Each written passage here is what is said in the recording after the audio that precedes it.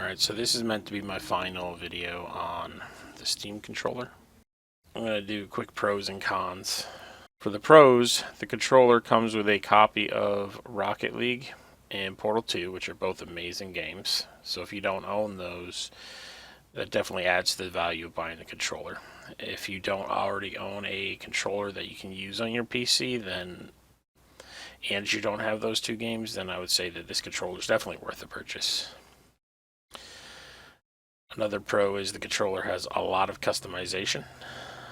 You can customize every aspect of it, and you can use it in games that don't have controller support, which is really cool. Now for the cons, there's no rumble in the controller, despite look at how fat these ends are. I think if they had rumble in these, it would interfere with the trackpads because of how sensitive they are. The trackpads have a very minor vibration in them too for haptic feedback, so you can kind of feel when the cursor would be moving if you're using a cursor-based game and whatnot. So I think that's why there's no actual real rumble feature, which is just kind of a luxury thing anyways. It's not like rumble's really important to a game. It's just kind of cool to have. Another con is obviously the button layout. The Y and B are basically where you would expect the X and A to be on the normal Xbox controller. So for a while, I was always hitting B thinking it was A, just because that's where your thumb naturally, where you think it's going to be. I find the controller to be very uncomfortable to hold. It doesn't help that, unlike other controllers, they decided they wanted these bottom grip things to curve up rather than down, which you see in most standard controllers. Also, when I first started using the controller, I didn't even realize these two buttons were here. Because on the Xbox controller, these buttons, the L1 and R1, are designed, your finger rests in them comfortably. And, these top buttons, they feel like they're part of the controllers, like the hard plastic. I guess you're supposed to hold it like this, but it just feels so unnatural. These buttons are raised up too high, and your fingers just don't set down in them. Like these two right here, they kind of like hug your fingers. It's like, this is where your fingers should be, not up here. The controller doesn't come with a rechargeable lithium battery. You have to use AA's, which it comes with two AA's, so that's nice. I've opted not to use the batteries, so I'm using the USB cord that came with it, which is only about, I think, 3 feet compared to the Xbox controller, which I believe is 6 feet.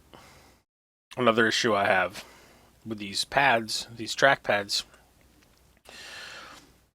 I don't know if you can really tell in the video, but it's you can see how the controller's like curved. Well, the pads are tilted off to the sides.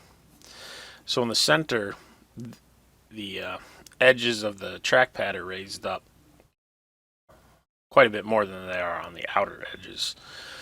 So your thumb can easily tell on the center when you're at the edge of the pad. But when you get closer to the outside, your thumb you'll just slide right off and not realize that you're at the edge, and it's almost like there's a little dead zone here that kind of interferes with your ability to control the thing. So that just seems like a poor design thing. I mean, it's clear that this controller wasn't ready for market. It's still a beta product. With the button placement and all the other things surface-wise that you may not like, you're stuck with that. I mean, unless you have a 3D printer and you really want to take apart a controller that you bought just to modify it to your liking. Though that is the cool thing about 3D printing. I mean, and I guess the early prototypes were just 3D printed anyway.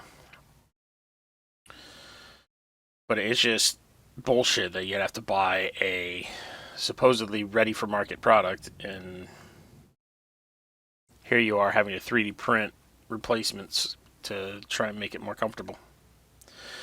Like, I would totally replace these buttons, make it so it feels more natural to be on, have your fingers on them. Because I can't do it. My fingers are always just like This is their home. This is where they like to be. Obviously, because of the learning curve of this controller, you should just keep using it until you grow accustomed to it if you are going to buy it. Personally, I didn't need the controller. I had an Xbox controller. I just bought it because of the uniqueness of these trackpads and the customizability of it. It is really nice and it's unique. And I mean, that's the one thing I could say about it is that it's different. What would be the point in buying another controller if it was just a carbon copy of, the Xbox controller I had, just with a Steam logo on it instead? Then I wouldn't have had any reason to buy it. So I mean, I wouldn't say that I fully regret this purchase, but if I had to do it over again, I wouldn't have bought it just because I didn't really have a need for it. I just thought it would be cool to see, how it would work with games that were only designed for mouse and keyboard and whatnot. I thought it would be kind of cool to use in a game like Terraria and Starbound. I tried it a little in Starbound, couldn't really get used to it quick enough. Learning how to play with the trackpads has definitely got a steeper learning curve than just growing accustomed to the button placements. So yeah, if you don't own Rocket League and Portal 2, and you're also looking for a controller for the PC, or just have a second controller for if when you happen to have friends over to play games with, I think this controller would be worth buying.